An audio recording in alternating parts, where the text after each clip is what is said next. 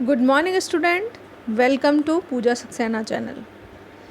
बच्चों, जैसा कि मैंने आपसे कहा था कि मैं जल्द ही आपके लिए हर एक सब्जेक्ट के शॉर्ट नोट्स लेकर आऊँगी, ठीक है। तो आज हम पढ़ने जा रहे हैं मैथ्स के नोट्स। ये शॉर्ट नोट्स आपको आते हैं, यानी कि ये मैथ्स का जो टॉपिक आज हम जिसके नोट्स बना रहे हैं वो आपको बहुत अच्छे से आता होगा, लेकिन ये हेल्प करेगा आपको जब आप कुछ चीज़ें भूल जाएंगे, ठीक है। तो हम शॉर्टली कुछ टॉपिक रेगुलर लेके चलेंगे और इसके साथ ही हम कुछ महत्वपूर्ण क्वेश्चन जो 5-5 या 10-10 मैं डेली लेकर चलूँगी उनको सॉल्व करेंगे। तो बच्चों, पहले हम बना लेते हैं अपने नोट्स और उसके बाद चलते हैं हम कुछ क्वेश्चंस की तरफ। तो देखते हैं नोट्स बनाने के बाद आप उन क्वेश्चंस को सॉल्व कर पाते हैं या नहीं। चलिए स्टार्ट करते हैं मैथ्स। बच्चों, मैथ्स का पहला जो चैप्टर है वो आपने देखा होगा कि सभी टीचर्स, ज़्यादा से ज़्यादा जो टीचर्स होते हैं, सबसे पहले जो चैप्टर पढ़ाते हैं वो है नंबर, ठीक है। नंबर को आप बहुत अच्छे से जानते हैं। नंबर कितने प्रकार के होते हैं इसके नोट्स हम बना लेते हैं और नंबर किस किस तरह से विभाजित किए जाते हैं। तो बच्चों, आपको पता है नंबर यानी कि संख्या, अगर हम इसका क्लासिफिकेशन करें तो बच्चों नंबर दो प्रकार के होते हैं। पहला नंबर होता है आपका रियल नंबर और दूसरा होता है इमेजिनरी नंबर। बच्चों, मैंने कई बार देखा है टीचर्स जो है इमेजिनरी नंबर को छोड़ देते हैं। तो इमेजिनरी नंबर को इसलिए छोड़ देते हैं क्योंकि उसका यूज़ कम होता है या आपके वर्ग 3 के सिलेबस में उसका यूज़ नहीं है, तो हम भी इसे छोड़ देंगे। इसलिए पहले हम इमेजिनरी नंबर को ही जान लेते हैं। इमेजिनरी नंबर को आई से शो करते हैं, इसे आयोटा भी कहते हैं, या फिर आप इसे कह सकते हैं कि जो फॉर्म है इसकी आई बराबर √-1, ठीक है। इसका कोई यूज़ नहीं है आपके सिलेबस में, इसलिए इसको नहीं पढ़ेंगे। अब हम आते हैं अपने वास्तविक नंबर पर, रियल नंबर जिसे बोलते हैं। रियल नंबर बच्चों, आप जानते हैं कि अगर हम नंबरों की बात करें तो नंबर जो होते हैं वो शुरू होते हैं आपके -∞ से लेकर बढ़ते जाएंगे और इन्फिनिटी तक, ठीक है। यानी कि अगर हम इनके बीच में लें तो 1 2 3 4 कुछ दशमलव वाले नंबर इनके बीच में आ जाते हैं। यानी कि अब हमें नंबरों को फिर से कुछ पार्ट्स में डिवाइड करना पड़ेगा। तो हम रियल नंबर को 2 पार्ट्स में डिवाइड करते हैं बच्चों। एक तो होता है आपका डेसिमल यानी कि दशमलव, यहाँ से बहुत बार के रूप में क्वेश्चन आता है, हम आगे चलेंगे। और दूसरा है बच्चों पूर्णांक यानी कि इंटीजर। तो आप आराम से अपने नंबर को डिवाइड कर सकते हैं कि जो आपका वास्तविक नंबर है, रियल नंबर है, वो 2 प्रकार का होता है, एक दशमलव और एक पूर्णांक। तो पहले हम जानेंगे दशमलव को। तो दशमलव को जान लेते हैं। दशमलव को समझने के लिए अगर हम बात करें तो यहाँ पर मैंने एक पॉइंट लिखा है 0.3। अगर मैं इसे कहूँ तो ये दशमलव है, ठीक है। अब ये दशमलव नंबर और भी तरीके का हो सकता है, यानी कि मैं रिपीट कर दूँ इसको 0.33333, मैं कितना भी रिपीट कर सकती हूँ, या फिर मैं सिर्फ इतना कर दूँ 0.5 ही, या फिर मैं ऐसे कर दूँ 0.123498, कुछ भी। तो यहाँ पर जो रिपीटेड नंबर है इसमें नहीं है। तो हमने देखा कि दशमलव के नंबर भी हैं, वो भी कहीं तो रिपीट हो रहे हैं और कहीं रिपीट नहीं हो रहे। तो इस आधार पर हम आगे जानते हैं दशमलव जो है वो 2 प्रकार की होगी, या तो एक रिपीटिंग होगी या फिर नॉन रिपीटिंग। तो पहले हम जानेंगे रिपीटिंग को। बच्चों, रिपीटिंग नंबर का मतलब होगा कि आप इसे बार बार चेंज कर सकते हैं, लेकिन चेंज किस में कर सकते हैं मैं बताती हूँ अभी। इसे हम चेंज कर सकते हैं पहली बात, और इसी को हम टर्मिनेटिंग नंबर भी कहते हैं। दशमलव को ही हम टर्मिनेटिंग नंबर भी कहते हैं। अगर टर्मिनेटिंग नंबर आ गया तो आपको बताना पड़ेगा कि वो दशमलव होती है, ठीक है। इसे हम चेंज कर सकते हैं किस फॉर्म में, PYQ के फॉर्म में। PYQ के फॉर्म में हम जिन नंबर्स को चेंज कर सकते हैं वही होते हैं आपके टर्मिनेटिंग नंबर, वही होते हैं आपके रिपीटिंग नंबर, वही हो सकती है आपकी दशमलव। चलिए मान लीजिए मैंने 0.5 ले लिया। 0.5 को मैं रिपीटिंग है, चेंज कैसे कर सकती हूँ, तो मैं इसका जो दशमलव है वो हटा दूँगी और नीचे क्या लगा दूँगी 10। बच्चों, आपने कई बार देखा होगा कि अगर मैं ये जो पॉइंट है 0.5, अगर मैं इसको दाईं तरफ ले जाती हूँ, ठीक है, तो मैं क्या कर सकती हूँ, इस पॉइंट को हटाकर 0 बढ़ा सकती हूँ, पी वाई को क्यू के फॉर्म में लिख सकती हूँ।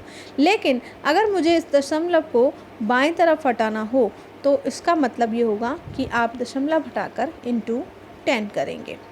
ठीक है, समझ में आया? यानी कि आप इसे अब पी वाई क्यू के फॉर्म में ना लिखकर मल्टीप्लिकेशन फॉर्म में लिख सकते हैं।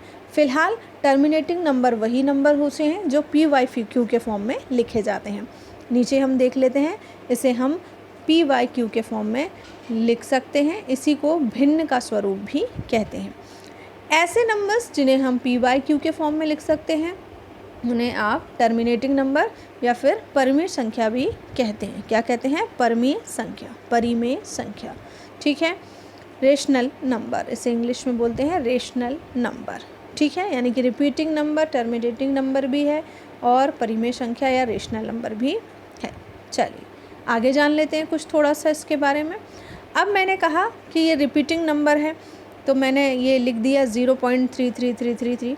ठीक है, इसके अलावा आपने कई बार देखा होगा ऐसा लिखा रहता है 0.3 या कोई भी नंबर, उसके ऊपर ये बार लगा होता है। तो ध्यान रखिए, इस बार वाले को भी हम पी वाई क्यू के फॉर्म में कन्वर्ट करने के लिए क्या कर सकते हैं, जो नंबर होता है उसके नीचे 9 लगा देते हैं। जिस नंबर के ऊपर बार होता है, जिस डिजिट के ऊपर बार होता है उसके नीचे हम 9 लिखकर इसे पी वाई क्यू के फॉर्म में चेंज कर सकते हैं, पी वाई क्यू के फॉर्म में चेंज कर सकते हैं। चलिए अब पी वाई क्यू के फॉर्म में नंबर कौन कौन से होते हैं वो देख लेते हैं, जिसे आप परिमेय संख्या भी कह रहे हैं। जैसे 1/2, ये भी आपका कौन सा नंबर है? परिमेय संख्या। 3/2, 5/2। अब आपको समझ में आ गया कि जो नंबर बटे में हों या पी वाई क्यू के फॉर्म में हों वो सभी आपकी परिमेय संख्याएं कहलाती हैं। ठीक है, लेकिन परिमेय संख्या मान लीजिए अगर मैं आपसे पूछ लेती √4, ठीक है, या कोई भी रूट ले लेती, मैं आपसे पूछ लेती √4 या √25, ठीक है, कोई भी रूट में ले लेती, तो क्या रूट वाली संख्याएं भी परिमेय संख्या हो सकती है? तो हाँ बच्चों, सभी स्क्वायर्स जो रूट में होते हैं वो परिमेय संख्या हो सकते हैं। क्यों? क्योंकि किसी भी स्क्वायर को हम पी वाई क्यू के फॉर्म में लिख सकते हैं। क्यों? क्योंकि √4 का जो मान होता है वो कितना होता है? 2, और 2 को हम 2/1 भी लिख सकते हैं। यानी कि रूट वाले जो कि स्क्वायर होंगे, वो स्क्वायर जो रूट होंगे वो सभी परिमेय संख्या हो सकते हैं और इन्हें हम पी वाई क्यू के फॉर्म में लिख सकते हैं। ठीक है, सभी पूर्णांक परिमेय संख्या होते हैं। All integer are rational number, यानी कि जितने भी पूर्णांक होते हैं वो सब कैसे होते हैं? परिमेय संख्या होते हैं। ठीक है, अभी हम आगे पढ़ेंगे इंटीजर्स के बारे में। फ़िलहाल अब हम आ गए अपने दूसरे फॉर्म पर, जिसमें हमने कहा रिपीटिंग के बाद नॉन रिपीटिंग। ठीक है, हमने पहले पढ़ा रिपीटिंग, जिन्हें हम चेंज कर सकते हैं किस फॉर्म में? पी वाई क्यू के फॉर्म में। ये रिपीटिंग टर्मिनेटिंग नंबर भी कहलाते हैं। ये रिपीटिंग परिमेय संख्या भी कहलाते हैं। परिमेय संख्या वे संख्याएं जिन्हें हम पी वाई क्यू के फॉर्म में चेंज कर सकते हैं। कुछ रूट यानी कि कुछ स्क्वायर होते हैं ऐसे, या स्क्वायर, सभी स्क्वायर्स को हम परिमेय संख्या के रूप में शो कर सकते हैं। चलिए आ जाते हैं नॉन रिपीटिंग नंबर पे। माने अब ये रिपीटिंग नहीं होंगे, इन्हें इरेशनल नंबर भी बोलते हैं, अपरिमेय संख्या भी बोलते हैं। जान लेते हैं इनका उदाहरण अपरिमेय संख्याओं का। तो अपरिमेय संख्या जो होती हैं वो हमने लिख दिया √2। अब आप √2 को पी वाई क्यू के फॉर्म में चेंज नहीं कर सकते क्योंकि इसका कोई मान नहीं होता। फिर √3, √5 या ऐसे सभी नंबर्स जो चेंज नहीं होते पी वाई क्यू के फॉर्म में, वो सब अपरिमेय संख्या कहलाते हैं। यहाँ पर उदाहरण दिया गया है पाई। तो पाई भी एक प्रकार की अपरिमेय संख्या है क्योंकि ये चेंज नहीं होते। लेकिन अगर हम पाई की वैल्यू की बात करें बच्चों, तो पाई की जो वैल्यू होती है वो होती है 22/7। तो ये एक प्रकार की परिमेय संख्या है क्योंकि 22/7 जो है उसे हमने चेंज कर दिया है पी वाई क्यू के फॉर्म में। हम इसे पी वाई क्यू के फॉर्म में लिख रहे हैं, इसलिए ये क्या है? परिमेय संख्या। चलिए अब आप इस 22/7 को जब भी डिवाइड करोगे, अगर आपको समझना है कि ऐसा क्यों कह रही हूँ मैं, तो 22/7 को आप जब भी डिवाइड करोगे 7 से, मतलब 22 को आप 7 से डिवाइड करेंगे तो एक समय ऐसा आएगा जब ये रिपीट होने लगेगा। कैसा होने लगेगा? रिपीट। और रिपीटिंग नंबर कौन होते हैं? परिमेय होते हैं। क्या होते हैं? परिमेय। इसलिए हमने 22/7 को रखा है परिमेय में और पाई को रखा है अपरिमेय में।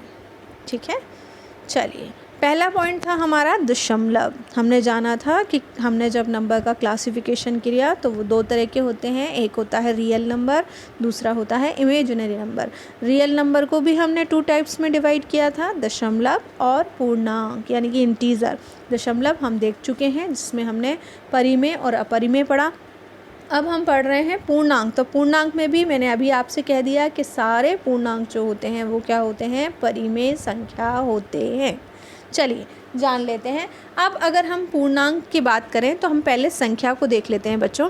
अगर हम संख्या को देखें तो मैंने कहा संख्याएं होती हैं -इन्फिनिटी से लेकर 1, 2 मिनट रुकिए, -इन्फिनिटी से लेकर आपकी ये 1, 2, 3, ठीक है, इस तरह से -3, -2, -1 इस टाइप से आप देखते हैं। फिर आप बीच में ले आएंगे 0। फिर से लिख देती हूँ। अगर हम संख्याओं को देखें तो -इन्फिनिटी से जैसे हम करते हैं -3, -2, -1 यहाँ तक आ जाएगा। फिर क्या आ जाएगा 0, फिर आ जाएगा आपका 1, 2, 3 इस तरह से आके आपका कहाँ तक आ जाएगा, अनंत तक। तो आप देख रहे हैं कि जो संख्याएं हैं सारी, ये सारी संख्याओं में कुछ तो धनात्मक हैं और कुछ तो ऋणात्मक हैं और बीच में कौन आया है, 0। आपको 0 ना तो धनात्मक दिख रहा है ना ही ऋणात्मक। तो इसी आधार पर हम पूर्णांक को बच्चों 3 टाइप्स में डिवाइड करते हैं। देख लेते हैं यहाँ पर पूर्णांक। पहला होता है पॉजिटिव यानी कि धनात्मक, और नेगेटिव यानी कि ऋणात्मक, और 0 आप इसे ना धनात्मक में रखेंगे ना ऋणात्मक, इसे केवल न्यूट्रल रखेंगे। न्यूट्रल, इसको हिंदी बोलते हैं उदासीन, न्यूट्रल इंटीजर। तो एक होता है धनात्मक इंटीजर और दूसरा होता है ऋणात्मक इंटीजर और तीसरा जो है आपका वो है न्यूट्रल। ठीक है, चलिए धनात्मक 1, 2 से 3 से लेकर अनंत तक, ऋणात्मक -इन्फिनिटी से लेकर 0 तक, 0 से पहले तक। चलिए अब एक बात और ध्यान रखिए, जितने भी आप ये धनात्मक इंटीजर जो लेके जा रहे हैं, पूर्णांक जो लेके जा रहे हैं, ये सब आप प्राकृत संख्या कह सकते हैं। इन सब को आप क्या कह सकते हैं, प्राकृत संख्या। तो कई बार क्वेश्चन आ जाता है प्राकृत संख्या कौन सी होती हैं, तो 0 से लेकर अनंत तक की बात अगर हम संख्याओं करें तो आप 0 मत लगाइएगा, आप लगाइए 1 से लेकर 1, 2, क्योंकि हमने 0 को किस में रखा है, ना धनात्मक में ना ऋणात्मक में, और अभी हम पढ़ रहे हैं धनात्मक। तो प्राकृत संख्याओं की बात जब भी करें तो 1, 2, 3, 4 से लेकर अनंत तक जितनी भी संख्याएं वो सब कौन सी संख्या होंगी बच्चों, प्राकृत संख्या होंगी। लेकिन अगर इनमें हम 0 और जोड़ दें, 0 और लगा दें, तो ये सब आपकी होल नंबर कहलाएंगी, पूर्ण संख्याएँ कहलाएंगी। ठीक है, लेकिन प्राकृत संख्या 1 से लेकर अनंत तक होती है। चलिए आगे चल लेते हैं, कुछ चीज़ों को और जान लेते हैं। अब अगर हम ध्यान रखें और बात करें पूर्णांक की, धनात्मक पूर्णांक की, ठीक है, या होल नंबर की, ठीक है, तो आप एक काम कर सकते हैं, या प्राकृत संख्याओं की। तो इन हम धनात्मक पूर्णांक जो हैं, इन संख्याओं को हम 3 प्रकारों में डिवाइड कर सकते हैं। ठीक है, चलिए देखते हैं। पहले होते हैं अभाज्य संख्याएं यानी प्राइम नंबर, दूसरे होते हैं भाज्य संख्याएं। ठीक है, पहली अभाज्य प्राइम नंबर, दूसरी भाज्य कंपोजिट नंबर। लेकिन जैसे 0 बीच में आता है न्यूट्रल होता है, उसी प्रकार यहाँ पर 1 भी बीच में आता है, क्योंकि 1 ना ही तो प्राइम नंबर है ना ही कंपोजिट, माने कि ये प्राइम नंबर भी नहीं है और ये आपका कंपोजिट नंबर भी नहीं है, यानी कि भाज्य भी नहीं है और अभाज्य भी नहीं है। चलिए जानते हैं अभाज्य क्या होते हैं। अभाज्य संख्याएं वे संख्याएं होती हैं जिनके केवल 2 गुणनखंड होते हैं, विच हैविंग ओनली 2 फैक्टर्स, यानी कि केवल 2 गुणनखंड जिनके होते हैं। एक तो 1 होता है इनका गुणनखंड और एक वो खुद होते हैं। जैसे अगर 1 की गुणनखंड 2 की गुणनखंड की बात करें तो 2 का गुणनखंड एक तो खुद 2 है और एक 1 है। ठीक है, 1 और इटसेल्फ। अब देख लेते हैं प्राइम नंबर्स 2, 3, 5, 7, 11, 13 से लेकर अनंत तक ऐसी बहुत सारी संख्याएं हैं जो प्राइम होती हैं, यानी कि इनके केवल 2 गुणनखंड होते हैं, एक तो 1 और दूसरा इटसेल्फ यानी कि खुद वो। ठीक है, चलिए एक आपको बता ही दिया, एक ना तो प्राइम होता है और ना कंपोजिट होता है, ना भाज्य होता है ना अभाज्य होता है। बात कर लेते हैं कंपोजिट नंबर की। ये है आपका भाज्य, और भाज्य जो होते हैं मोर देन 2 फैक्टर्स, जिनके 2 से अधिक गुणनखंड हो सकते हैं, जैसे 4, 6, 8, 9, 10, है ना, हो सकते हैं। क्यों? आप इसे 2 से भी काट सकते हैं, 1 से भी काट सकते हैं और 4 से भी काट सकते हैं। 6 को आप 2 से भी काट सकते हैं, 3 से भी काट सकते हैं, 6 से भी काट सकते हैं, 1 से भी काट सकते हैं। सही है ना? तो ये 2 से अधिक गुणनखंड जिनके हो जाते हैं वो कौन से होते हैं? भाज्य संख्याएं कहलाते हैं। आगे चलते हैं हम इसको। चलिए, सबसे छोटा प्राइम नंबर कौन सा है? कई बार क्वेश्चन आ चुका है ये, और आपको पता होना चाहिए क्योंकि ऑप्शन ऐसे मिलते हैं। अभी हम ये देखेंगे कि इस नोट्स को बनाने के बाद हम बस अभी अब नोट्स के फॉर्म के बाद हम क्वेश्चन फॉर्म पे आ रहे हैं कि हम इन क्वेश्चंस को सॉल्व करते करते हैं, और ऐसा लग रहा होगा आपको कि अरे ये तो पढ़ाया है, मैडम क्या पढ़ा रही हैं और इनसे क्वेश्चन कहाँ आएंगे। तो ये देखिए, इसके बाद ही हम कितने महत्वपूर्ण है ये और इनसे क्वेश्चंस बनते हैं। चलिए, सबसे छोटा प्राइम नंबर कौन सा है? तो ध्यान रखिए आप, 2 सबसे छोटा, 1 नहीं होता है प्राइम नंबर, ठीक है। इवन प्राइम नंबर कौन सा है? सम प्राइम नंबर, तो वो है 2, सम है ये क्योंकि। ओनली इवन प्राइम नंबर कौन सा है? तो वो भी कौन है? 2। और स्मॉलेस्ट ऑड प्राइम नंबर कौन सा है? तो वो सबसे छोटा जो विषम प्राइम नंबर है वो कौन सा है? वो है 3। तो ये आपको चीज़ें याद करनी है। क्वेश्चन बनेंगे कैसे वो अभी हम देख लेते हैं। अब ऐसे ही कई बार पूछ लेते हैं प्राइम नंबर के बारे में, लेकिन प्राइम नंबर की एक विशेषता होती है कि इसके कोई फॉर्मूले नहीं होते कि मैं आपको बता दूं कि भाई 1 से 50 तक ये फार्मूला लगा लेना, 1 से 100 तक ये लगा लेना, ऐसा नहीं। क्यों नहीं होता इनका फार्मूला? क्योंकि प्राइम नंबर्स के बीच का जो अंतर होता है वो सेम नहीं होता। जैसे आप देख लीजिए, जैसे 2 और 3 प्राइम नंबर है, अंतर कितना है? 1।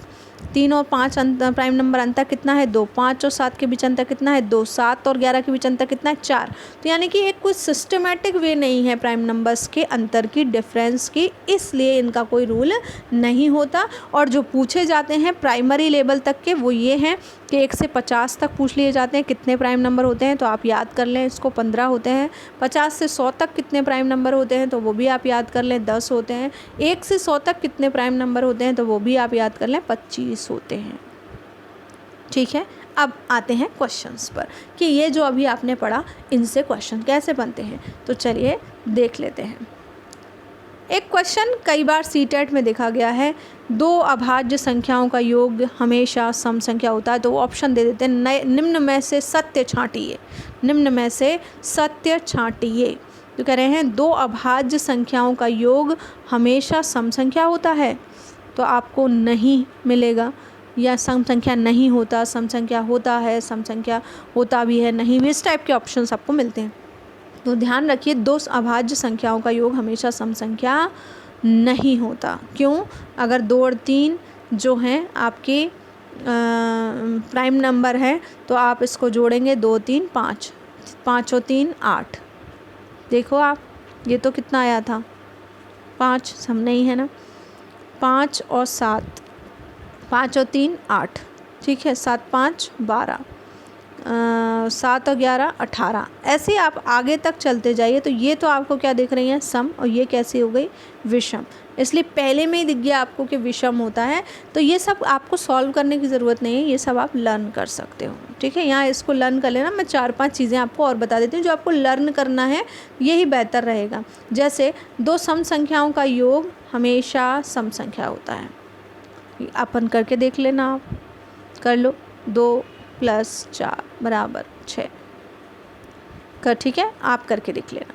2 विषम संख्याओं का योग हमेशा सम होता है, 2 विषम संख्याओं का योग हमेशा सम होता है। 3 + 3 = 6, ठीक है। विषम और सम संख्या का योग हमेशा विषम होता है, विषम और सम संख्या का योग हमेशा विषम होता है। जैसे 3 और 2 = 5, ठीक है। तो ये आपको याद करना है। चलिए थोड़ी सी चीज़ें और बता देती हूँ। पूछा गया है कई बार, क्या 0 एक सम संख्या है? तो 0 एक सम संख्या है, ये सत्य है। सत्य क्यों है वो भी जान लीजिए। आपने देखा होगा सम संख्याएं या विषम संख्याओं की बात करें तो सबके बीच में जो अंतर होता है वो कितने का होता है, 2। जैसे 6 और 4 के बीच का अंतर, 4 और 2 के बीच का अंतर, 0 और 2 के बीच का अंतर, है ना। आप माइनस में लो या प्लस में, संख्याओं का अंतर 2 होगा, वहीं आप बात करेंगे। तो 0 की बात करें तो हम माइनस से जब भी आते जाते हैं, -6, -4, -2, -0, फिर 2, अंतर कितना निकला, 2। यानी कि संख्याओं का अंतर कितना निकल रहा है, 2। सबका अंतर 2 है, इसलिए 0 एक सम संख्या है। ये बिल्कुल सत्य है, क्योंकि सम संख्याओं का जो अंतर है वो 2 होना चाहिए। चलिए अब आ जाते हैं आज के पहले प्रश्न पर। चलिए, if an operator plus is defined as, यदि एक संचालक को प्लस को इस तरह से डिफ़ाइन करता है, क्या डिफ़ाइन कर रहा है वो, 4 + 3 को बता रहा है 4, 5, 6 प्लस में।